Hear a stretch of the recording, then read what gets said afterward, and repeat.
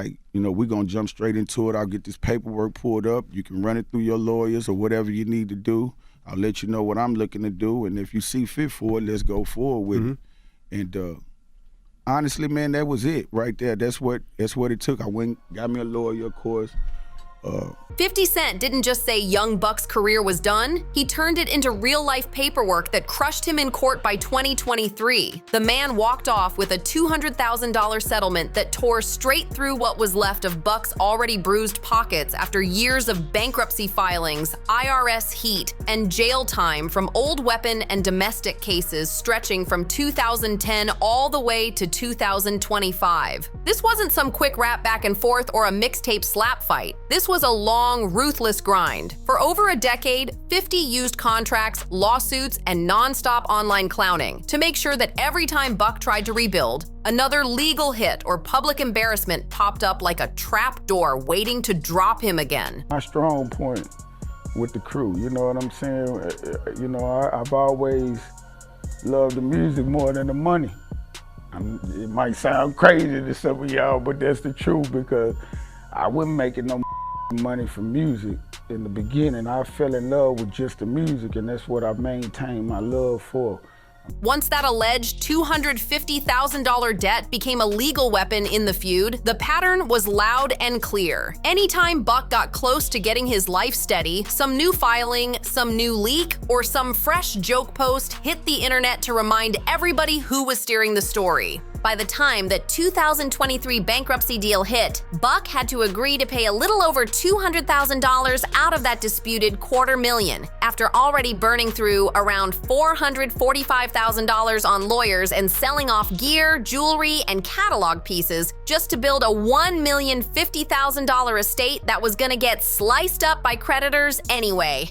That kind of payout is wild, especially when you remember the IRS raid at his spot on August 3rd, 2010 over more than $300,000 in taxes, and the 2012 auction where agents sold his jewelry and studio equipment for about $53,000. This mess didn't just drain his pockets, it shattered the image of the Platinum G-Unit star who once broke the so-called Nashville curse with Straight Outta Cashville. What makes the whole thing feel less like business and more like a planned takedown is how perfect the timing was and how public every step became. In 2020, Buck filed for bankruptcy again, straight up saying it was the only way he could escape that old G-Unit contract and the constant cease and desist stopping him from dropping new music. And this was while he was still pumping out mixtapes for the streets between 2009 and the 10 series from 2015 to 2018, just to show he still had fans rocking with him.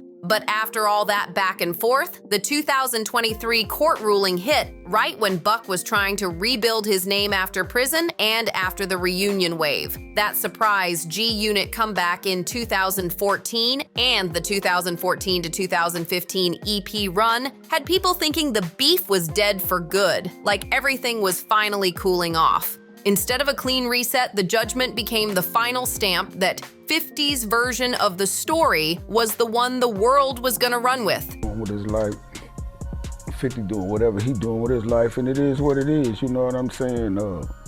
But I went down that road of trying to get us back together and getting back together and all of that, you know. The whole situation locked in the idea that Buck was never gonna shake that shadow no matter how hard he pushed. And you can't ignore how 50 used his online presence to turn every legal move into entertainment, all while adding extra mental pressure on Buck. He did it during situations tied to Buck's bond violations and that domestic case in Sumner County, Tennessee, including the 2020 arrest and even another county jail stint in April 2025 for missing meetings with his bond supervisor. 50 grabbed Buck's mugshot, zoomed in on his bald head and tense expression, and posted it like a comedy skit, turning the whole thing into a joke for his followers. He dropped that right next to older shots he'd thrown for years, like back in late 2011, when he tweeted he was giving my $250,000 back, joking about the same money that would later blow up into a long, messy bankruptcy battle. Then came 2019, when leaked audio from Buck's private life hit the internet and went viral. Instead of cooling down,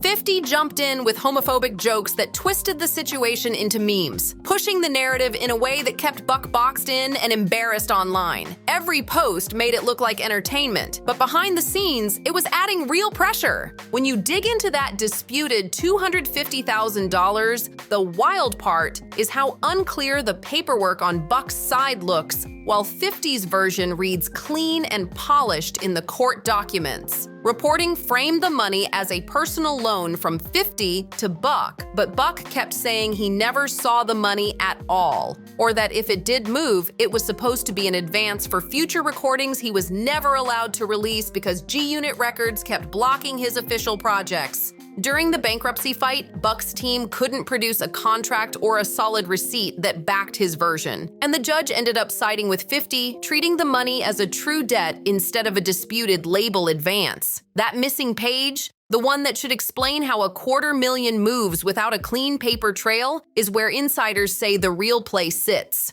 Turn a messy business deal into a personal IOU that can be enforced in court long after the music slows down. And when you look back at their history, money has always been sitting right at the center of their tension. Even when the feud was still quiet, you can see the cracks forming, like in that March 2008 interview that resurfaced right when Buck seemed to be patching things up with G-Unit. When Buck showed up on the Elephant in the Sand mixtape, he said he had never seen a royalty check, even though he had a platinum album and major placements like Bloodhound on Get Rich or Die Tryin', plus the G-Unit win with Beg for Mercy hitting #2 on the charts. Those comments dropped just weeks before 50 called into Hot 97 on April 7th, 2008, announcing that Buck was officially out of G-Unit as a group member. Not long after that, 50 leaked the taped phone conversation where Buck could be heard crying and asking for help, turning a private moment into public ammunition. Buck fired back with the track My Interview, then later released the full taped conversation himself, trying to flip the image. From that moment, the feud wasn't just about missed verses or diss tracks, it became a battle over who controlled the money, the catalog, and the whole public story of who was reckless and who was the real boss. What?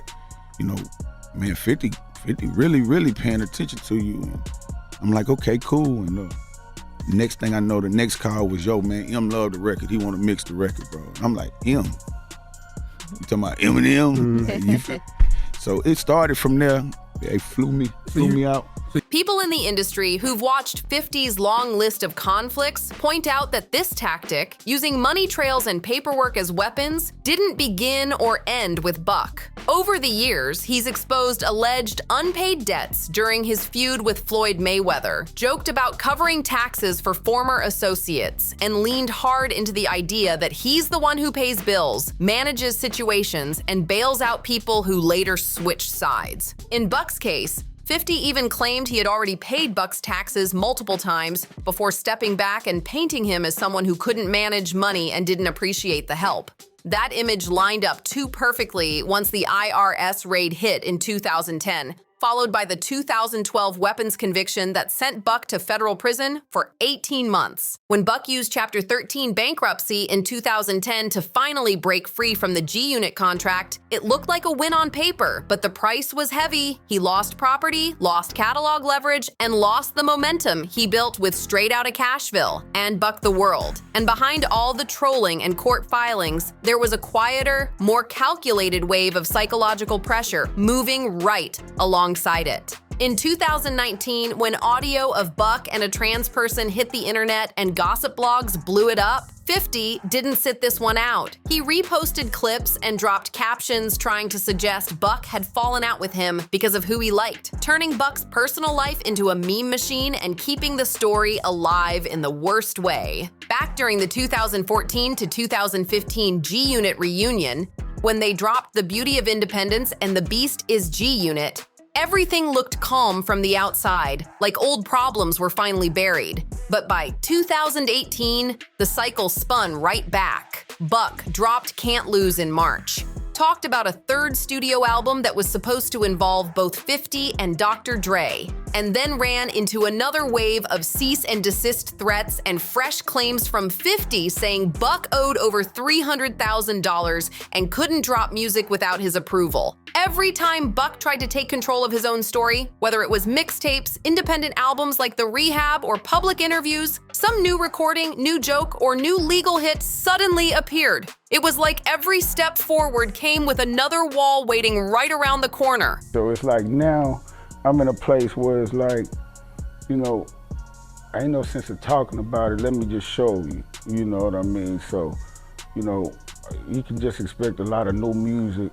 a lot of new movement. This is the first time I even sit in front of a camera doing an interview in a long time, man, you know. Those bond violations in Sumner County and the 30-day jail hit in April 2025 showed how the pressure followed Buck deep into his veteran years. Prosecutors said he missed mandatory meetings with his bond supervisor while on Jeep's monitoring for 2 open cases, leading to his bond getting yanked and a new stretch in county jail. While protesters gathered outside the Tennessee courthouse and supporters argued he was being targeted, 50 posted the mugshot again, joked about Buck's head, and threw up a back-to-work message like it was comedy material. Even after Buck walked out around May 12, 2025, and tried refocusing on music, anniversaries, socials, and prepping for a trial now pushed to January 12, 2026, the jokes kept flying. People close to the situation say 50's legal team has stayed quietly watching Buck's case from the background, reviewing filings and tracking everything, raising a darker question. Was this ever really about money, or was it about showing what happens when someone goes against his power?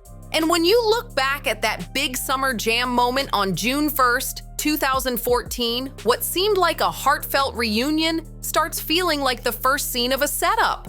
The crowd was screaming, Buck, Lloyd Banks, Tony Yayo, and 50 were shoulder to shoulder again, and the EPs in late 2014 and early 2015 made everybody think the war was done.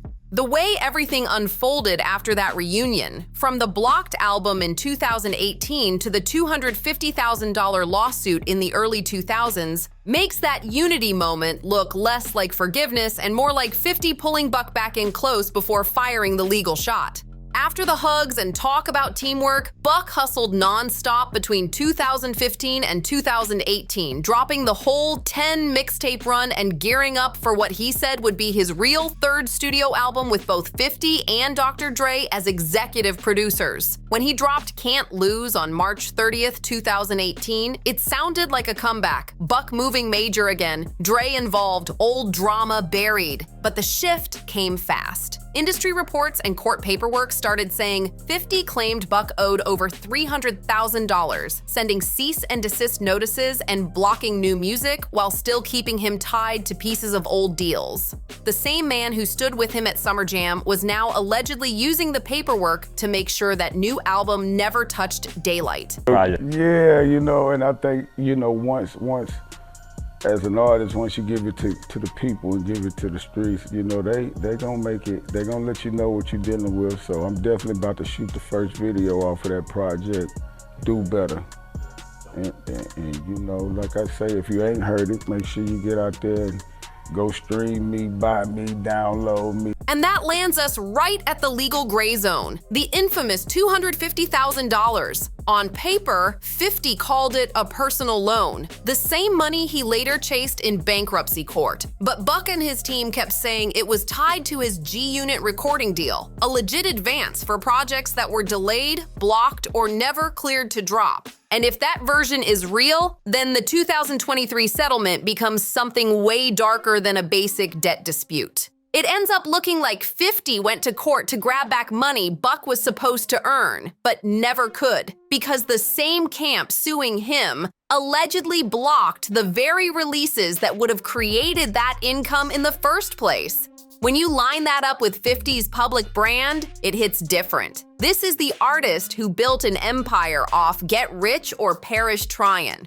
preaching grind, independence, and never folding under pressure. But when Buck tried to do that, fighting through bankruptcies in 2010 and 2020, hustling to own his masters, and dropping mixtapes just to stay above water, 50's legal moves didn't empower him at all. Court filings and creditor lists show 50 positioned as one of the biggest hands in Buck's pockets, taking a $200,000 chunk out of an already damaged estate and leaving Buck scrambling to cover everything else. And the hypocrisy hits even harder when you look at the rumor that's been floating around since Buck's second bankruptcy filing. A former road manager and 2 label consultants claim that during key stages of the 2020 to 2023 bankruptcy, 50's team quietly pressured distribution partners and potential backers to freeze or slow walk Buck's independent releases. According to these sources, the message was simple. Nothing moves until that $250,000 situation gets handled.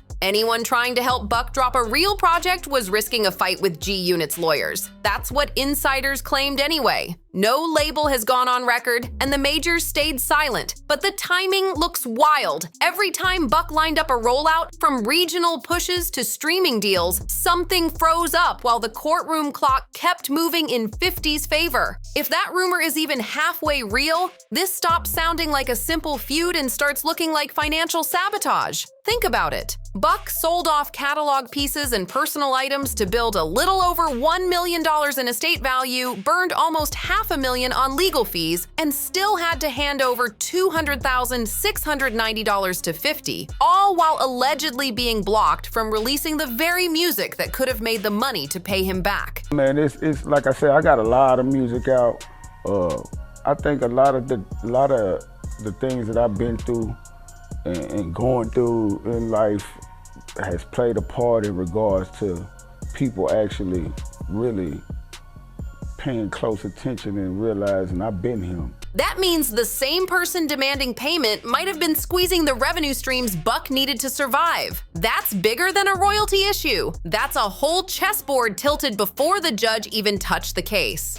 And in the public eye, the pattern between Buck's legal hits and 50's online jokes got too obvious to ignore. In 2016, when Buck was accused of threatening to burn an ex-partner's apartment and ended up serving 7 months, the incident kept resurfacing every time their feud heated up. Then in 2019, when leaked audio of Buck speaking with a trans person blew up on gossip pages, 50 jumped in again, reposting clips and firing off jokes about Buck's situation. Buck's private life kept getting flipped into jokes, with speculation about his intimacy and preferences getting turned into non-stop clowning online. Then in 2020, he got arrested in Tennessee on allegations involving domestic conflict, vandalism, and possession of a weapon as a convicted felon, and he bonded out at $60,000. Right in that moment, 50 jumped on his platforms again, reminding everybody that Buck supposedly still owed him money. The pattern rolled straight into 2025.